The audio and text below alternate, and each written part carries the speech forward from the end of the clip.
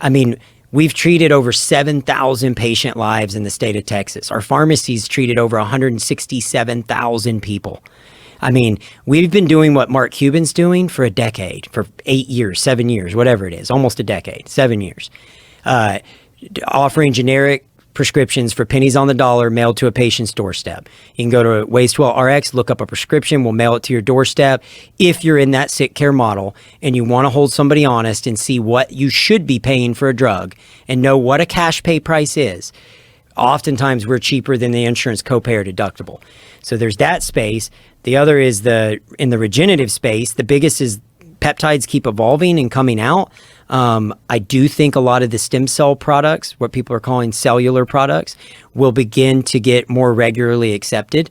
I've just seen more and more buzz about it, more and more people talking about it, more and more very influential, wealthy people investing in it. And so I feel like, for better or worse, it's here.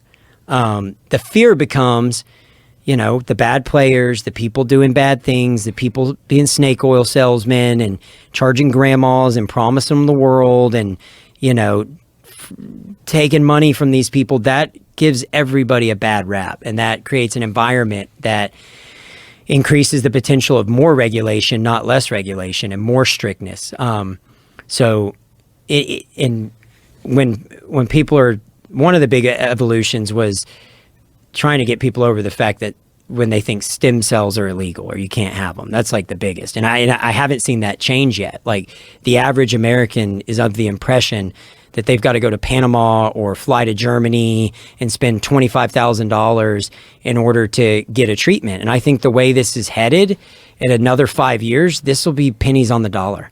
People will be able to pay cash and get a knee injection for an extremely cost-effective price, way more cost-effective than a surgery. And so what would be the benefit of going to these places, like going to Colombia?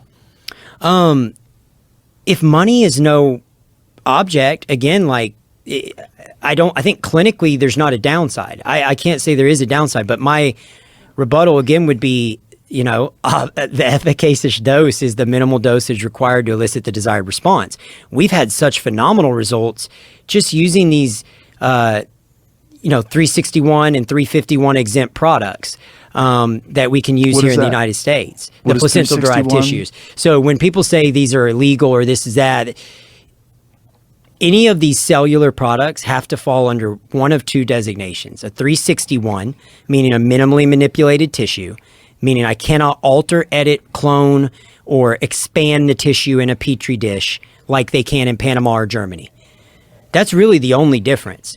They're taking the exact same tissue and they're expanding it. So they're just giving you a larger dose. Larger dose of it. And my thing would be, I'm not saying that's bad. I think time will tell, but we're getting phenomenal results with what's readily available here in the U.S. Now, is there any concern that new regulations and new restrictions could apply to what you do? On everything. Yeah, I think there definitely is. There's always that risk. I do think the FDA is doing their best to sort through a very complicated thing, because you got to think the FDA was never in the biologics world. They were approving drugs. Right. And so one of the challenges with bringing a stem cell, I keep doing air quotes, or placental-derived tissue to the mass market via an FDA trial is, one of the things the FDA will look at and want is consistency. And that's understandable, but this is human tissue, right? This is not a pill that I'm manufacturing where I get the dosage right.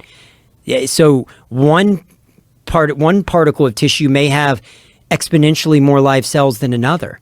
There's just no way. So most of the tissue banks now do it by weight, by the weight of the tissue, and it's an estimation of the live cells. Whereas Neil, and this is another advantage of what they do in Panama, is they run it through and they count them, and they're, there's this many. Again, if we were getting bad results or things weren't working, I would be like, oh man, okay, I guess we're going to have to open a clinic in Panama.